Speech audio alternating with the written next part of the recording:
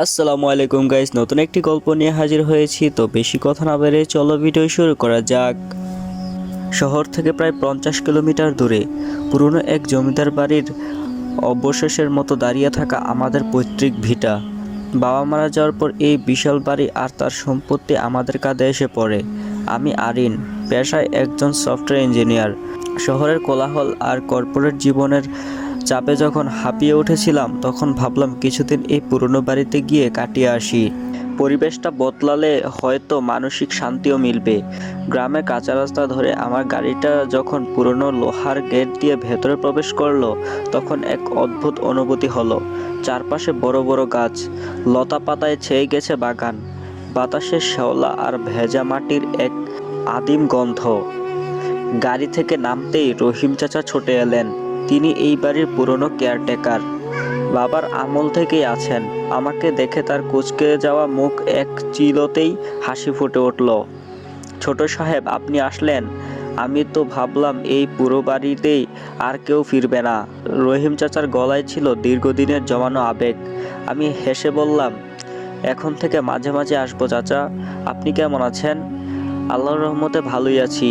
আপনার জন্য উপরের সবচেয়ে বড় ঘরটা পরিষ্কার করে রেখেছি। রহিম চাচার সাথে ভেতরে ঢুকতে ঢুকতে বাড়িটার দিকে তাকালাম। বিশাল বিশাল থাম, চওড়া বারান্দা, উঁচু ছাদ আর দেয়ালে পুরনো দিনের নকশা। ধুলোয় আস্তরণ জমলেও এর অভিজাত পুরোপুরি মুছে যায়নি। আমার ঘরটা ছিল দোতলার কোণায়। বিশাল বড় ঘর, উঁচু সিলিং আর ভারী কাঠের আসবাবপত্রে সাজানো। জানালার বাইরে তাকালে দেখা যায় দিগন্ত বিস্তৃত সবুজ মাঠ আর দূরে একটা ছোট নদী। জিনিসপত্র গুছিয়ে রেখে পুরো বাড়িটা একবার ঘুরে দেখার সিদ্ধান্ত নিলাম। একটার পর একটা ঘর খুলছিলাম, আর যেন টাইম মেশিনে করে অতীতে ফিরে যাচ্ছিলাম। সব কিছুতেই একটা পুরনো গন্ধ, একটা পুরনো সময়ের ছাপ লেগে গেছে। সবচেয়ে অবাক হলাম একতলার বিশাল ড্রয়িং রুমের কোণায় দাঁড় করানো একটা গ্র্যান্ডফাদার ক্লক দেখে। ঘড়িটা অত্যন্ত 7 ফুট লম্বা হবে, গাঢ় মেহগনি কাঠের ওপর হাতে খোদাই করা জটিল নকশা, আর কাচের পাল্লার ভেতরে পিতলের পেন্ডুলামটা স্থির হয়ে আছে। অনেক দিন বন্ধ থাকায় এর ওপর ধুলোয় একটা পুরো স্তর জমেছে। আমার দাদুকে আমি দেখিনি, কিন্তু বাবার মুখে শুনেছি তিনি খুব শৌখিন মানুষ ছিলেন। এই ঘড়িটা নাকি তার খুব প্রিয় ছিল। কৌতূহলবশত আমি ঘড়িটার পাল্লা খুললাম। ভেতরে একটা চাবি ঝুলছিল। খুব সাবধানে ধুলো ঝেড়ে চাবিটা ঘুরিয়ে দম দিতেই একটা মৃদু খট শব্দ হলো। অবাক হয়ে দেখলাম পেন্ডুলামটা ধীরে ধীরে দুলতে শুরু করলো। এরপরই শুরু হলো সেই পরিচিত টিকটিক শব্দ। এত বছর পুরনো একটা যন্ত্র এখনো নিখুঁতভাবে কাজ করছে দেখে মনটা ভালো হয়ে গেল। নিস্তব্ধ বাড়িটাতে এই ছন্দময় শব্দটা যেন প্রাণের সঞ্চার করলো। রহিম চাচা রাতের খাবার নিয়ে এলে আমি তাকে ঘড়িটার কথা বললাম। কথাটা শুনেই তার মুখের হাসিটা কেমন যেন মিলিয়ে গেল। তিনি নিচু গলায় বললেন, সাহেব, এই ঘড়িটা বন্ধই ছিল ভালো, ওটা না চালালেই পারতেন। তার বলার ভঙ্গিতে এমন কিছু ছিল যা আমার খটকা লাগলো। আমি জিজ্ঞেস করলাম, কেন চাচা, কোনো সমস্যা? তিনি ইতস্তত করে বললেন, না মানে, পুরনো জিনিস তো কখন কি হয় বলা যায় না। বাড়ির মুরব্বীরা বলতো এই ঘড়ির কাঁটা যখন থেমে যায় তখন নাকি বংশের কারো অমঙ্গল হয়। আমি হেসে উড়িয়ে দিলাম, এসব পুরনো দিনের কুসংস্কার চাচা। একটা ঘড়ি বন্ধ হলে কারো অমঙ্গল হবে কেন? রহিম চাচা আর কিছু বললেন না, শুধু একটা দীর্ঘশ্বাস ফেলে ঘর থেকে বেরিয়ে গেলেন। রাতে খাওয়া দাওয়ার পর ঘরে এসে ল্যাপটপে কিছু কাজ সারছিলাম। বাইরে ঝিঝি পোকার ডাক আর থেকে থেকে ভেসে আসা দমকা হওয়ার শব্দ, আর ঘরের ভিতরে একটানা বেজে চলেছে ঘড়ির টিকটিক শব্দ। সময়টা অদ্ভুতভাবে কেটে যাচ্ছিল। কখন যে রাত 2টো বেজে গেছে খেয়ালই করিনি। কাজ শেষ করে ঘুমানোর প্রস্তুতি নিচ্ছি, এমন সময় হঠাৎ করেই সব চুপচাপ হয়ে গেল। প্রথমে বুঝতে পারিনি, কিন্তু কয়েক সেকেন্ড পরেই উপলব্ধি করলাম ঘড়ির টিকটিক শব্দটা থেমে গেছে। পুরো বাড়িটা যেন এক মুহূর্তেই কবরের মতো নিস্তব্ধ হয়ে গেল। আমার বুকের ভেতরটা কেমন ছ্যাং করে উঠল। অজানা এক আশঙ্কায় শরীরটা শক্ত হয়ে গেল। খুব সাবধানে ঘর থেকে বেরিয়ে বারান্দায় এসে দাঁড়ালাম। রেলিং ধরে নিচের দিকে তাকাতেই ড্রয়িং রুমে আবছা অন্ধকার ঘড়িটা চোখে পড়ল। পেন্ডুলামটা একদম স্থির, কেন জানি না। আমার আর নিচে গিয়ে ঘড়িটা দেখার সাহস হলো না। ঘরে ফিরে এসে দরজায় খিল লাগিয়ে দিলাম।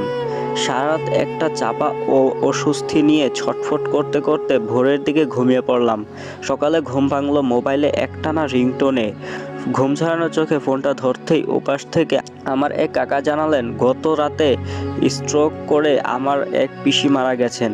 তিনি আমাদের এই বংশের সবচেয়ে বয়স্ক সদস্য ছিলেন এবং শহরের বাড়িতে একাই থাকতেন। খবরটা শুনে স্তব্ধ হয়ে গেলাম। ফোনটা রেখে দিয়ে কেমন যেন বিবশ হয়ে বসে রইলাম। হঠাৎ আমার রহিম চাচার বলা কথাটা মনে পড়লো। কিছুক্ষণ পর মনকে শক্ত করে নিচে নেমে এলাম। ড্রয়িং রুমে সেই গ্র্যান্ডফাদার ক্লকটা সামনে গিয়ে দাঁড়ালাম। কাঁটাগুলো স্থির হয়ে আছে। কৌতূহল আর ভয় মেশানো এক অনুভূতি নিয়ে সময়টা দেখলাম। রাত 2:13। আমার সারা শরীর একটা ঠান্ডা স্রোত বয়ে গেল। কাকাকে ফোন করে পিসির মৃত্যুর সময়টা জিজ্ঞেস করলাম। তিনি ডাক্তারদের কাছ থেকে যা জেনেছেন তা জানালেন। আনুমানিক রাত 2টা থেকে 2:30টার মধ্যে ঘটনাটা ঘটেছে। আমার মাথাটা ঘুরতে শুরু করলো। এটা কি শুধুই একটা কাকতালীয় ঘটনা, নাকি রহিম চাচা বলা সেই পুরনো কথার পেছনে লুকিয়ে আছে কোনো ভয়ঙ্কর সত্য? আমি আবার ঘড়িটার দিকে তাকালাম। ওটার দম শেষ হয়ে গিয়েছিল, নাকি অন্য কোনো কারণে এটা থেমে গিয়েছিল? দ্বিধাগ্রস্ত হাতে আমি আবার চাবিটা ঘোরালাম। পেন্ডুলামটা আগের মতোই দুলতে শুরু করলো, আর সেই সাথে শুরু হলো টিকটিক শব্দ। কিন্তু এবার সেই শব্দটাকে আর ছন্দময় মনে হলো না। আমার কানে ওটা যেন এক অশুভ সংকেতের মতো বাজতে লাগলো। আমি কি ভুল করছি? এই শব্দ কি আবার কোনো মৃত্যুবার্তা বয়ে আনবে? প্রশ্নগুলো আমার মাথার ভেতরে ঘুরপাক খেতে লাগলো। গ্রামের শান্ত নিরিবিলি পরিবেশ, কয়েকটা দিন কাটানোর যে পরিকল্পনা নিয়ে এসেছিলাম তা শুরুতেই যেন এক অজানা আতঙ্কের কালো ছায়া এসে ভর করলো। আমি বুঝতে পারছিলাম এই বিশাল পুরনো বাড়ি আর তার রহস্যময় ঘড়িটা হয়তো এত সহজে আমাকে মুক্তি দেবে না। পিসির মৃত্যুর খবরটা নিশ্চিত হওয়ার পর থেকে আমার মাথার ভেতরটা কেমন যেন ফাঁকা হয়ে গিয়েছিল। ড্রয়িং রুমের সেই অভিশপ্ত ঘড়িটাকে পুনরায় চালু করার পর থেকে প্রতিটা টিকটিক শব্দ আমার বুকের ভেতর হাতুড়ির আঘাতের মতো বাজছিল। এটা এখন কোনো সাধারণ সময়যন্ত্র নয়, বরং আমার কাছে এটা ছিল এক চলমান মৃত্যু ঘড়ি, যার কাঁটাগুলো ধীরে ধীরে এগিয়ে চলছে পরবর্তী শিকারের দিকে। আমি বারবার নিজেকে বোঝানোর চেষ্টা করছিলাম পুরোটাই হয়তো এক সমাপতন। একজন বয়স্ক মানুষ মারা যেতেই পারেন, আর ঠিক সেই সময় একটা পুরনো ঘড়ির দম ফুরিয়ে যেতেই পারে। কিন্তু আমার যুক্তিবাদী মন এই ব্যাখ্যার শান্ত হতে পারছিল না। বিশেষ করে রাত 2:13 ওই নির্দিষ্ট সময়টা কাটার মতো আমার মস্তিষ্কে বেঁধেছিল। রহিম চাচা দুপুরের খাবার নিয়ে এলে আমি তাকে চেপে ধরলাম। আমার গলায় স্বর হয়তো স্বাভাবিকের চেয়ে একটু বেশি কঠোর ছিল। চাচা, এই ঘড়িটা নিয়ে আপনি যা জানেন সব আমাকে খুলে বলুন, কোনো কথা লুকাবেন না। আমার চোখের দিকে তাকিয়ে রহিম চাচার মুখটা ফ্যাকাশে হয়ে গেল। তিনি কাঁপা কাঁপা হাতে খাবারের প্লেটটা টেবিলে রেখে বললেন, সাহেব, এসব জেনে কি হবে? যা চলে গেছে তা নিয়ে ঘাটাঘাটি না করাই ভালো। আপনি বরং কয়েকদিন থেকে শহরে চলে যান। তার এই এড়িয়ে যাওয়ার ভঙ্গি আমার জেদকে আরও বাড়িয়ে দিল।